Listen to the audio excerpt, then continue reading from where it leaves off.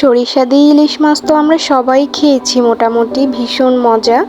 কিন্তু সরিষা দিয়ে বাইলা মাছ রান্না করা কে কে খেয়েছো?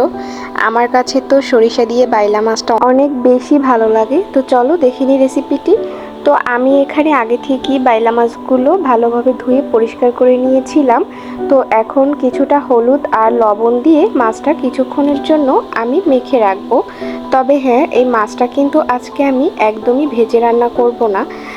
তো আগে থেকেই মশলাটা মেখে রেখে আমি এখানে একটি কড়াই বসিয়ে দিলাম, আর সেখানে আমি একটু তেল গরম করে তার ভিতরে দিয়ে দিচ্ছি কিছু পরিমাণে পেঁয়াজ কুচি।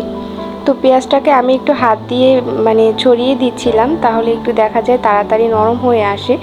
তো যাই হোক, এখানে আমি কিন্তু পেঁয়াজটাকে ভালোভাবে একটু তেলের সাথে মিশিয়ে ভেজে নিচ্ছিলাম। তো দেখো, অন্য সাইডে কিন্তু আমার পেঁয়াজ ভাজাটাও হয়ে এসেছে। তো একদম বেশি করে কিন্তু ভেজে নিতে হবে না, সামান্য একটু ভেজে নিলেই হবে। তো এইখানে কিন্তু আমি 2 টেবিল চামচ রসুন দিয়ে দিয়েছি, রসুন বাটা। এখানে কিন্তু একদমই আমি আদা বাটা ব্যবহার করিনি।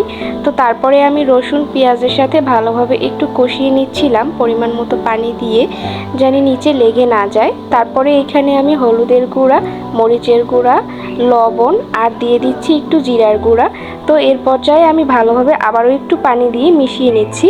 তো ভালোভাবে আমি মশলাটা মিশিয়ে নিচ্ছি, কিন্তু একদম যেন নিচে লেগে না যায় খেয়াল রাখতে হবে। তো যাই হোক, এখানে কিন্তু আমি পরিমাণ মতো পানি দিয়ে সুন্দরভাবে কিন্তু এই রসুন আর পেঁয়াজের মিশ্রণটাকে একটু কষিয়ে নিয়েছি। তো এই পর্যায়ে কিন্তু এখানে আমরা সরিষা ব্যবহার করব। তো আগে থেকেই কিন্তু আমি সরিষাগুলো বেটে নিয়েছিলাম। এখানে কিন্তু আমি 3 টেবিল চামচের একটু কম সরিষা ব্যবহার করেছি। তো যাই হোক, সরিষা দিয়ে আমি কিন্তু মশলাটার সাথে আরও একটু কষিয়ে নিচ্ছি। এই পর্যায়ে কিন্তু সরিষা দিয়ে বেশিক্ষণ কষালে পরে খেতে কিন্তু তিতা লাগবে, তাই অল্প কিছুক্ষণ আমি এখানে একটু কষিয়ে নিচ্ছিলাম। আর এই রান্নাটা কিন্তু আমি শিখেছি আমার মায়ের কাছ থেকে।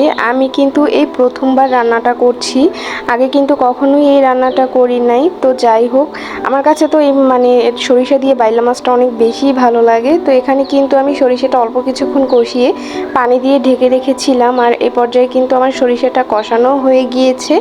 দেখো, এখন কিন্তু আমি এখানে আগে থেকেই মশলা মেখে রেখা মাছগুলো এখানে দিয়ে দিচ্ছি। তো এখানে মাছগুলো দিয়ে তারপরে কিন্তু আমি হালকা একটুখানি কষিয়ে নিব, বেশি টাইম কষাতে যাব না, তাহলে কিন্তু মাছগুলো ভেঙে যাবে, যেহেতু আমি মাছগুলো আগে থেকে ভেজে রাখি নাই। তো এখানে কিন্তু আমি মাছগুলো দিয়ে হালকা পরিমাণে একটু কষিয়ে তারপরে পানি দিয়ে দিচ্ছি। যেহেতু মাছগুলো আমি ভেজে রাখি নাই, তাই পানির পরিমাণটা একটু বেশি দিতে হবে। তো এখানে কিন্তু আমি পানি দিয়ে ঢেকে দিয়ে দিয়েছি। মাঝখানে আমি আবারও একটু ঢাকনা উঠিয়ে এখানে কয়েকটা কাঁচামরিচ দিয়ে দিব।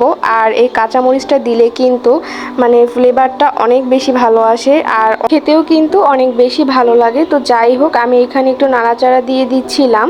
তো আবারও আমি ঢাকনা দিয়ে দিব কিছুক্ষণের জন্য, যতক্ষণ ভালোভাবে মাছটা না হয়ে যায়। তো দেখো, আমার সরিষাটা কিন্তু শুকিয়ে এসেছে, আর মাছ রান্নাটাও কিন্তু কমপ্লিট হয়ে গিয়েছে। তো ভিডিওটা ভালো লাগলে অবশ্যই কিন্তু একটি লাইক আর কমেন্ট করতে ভুলো না। আল্লাহ হাফেজ।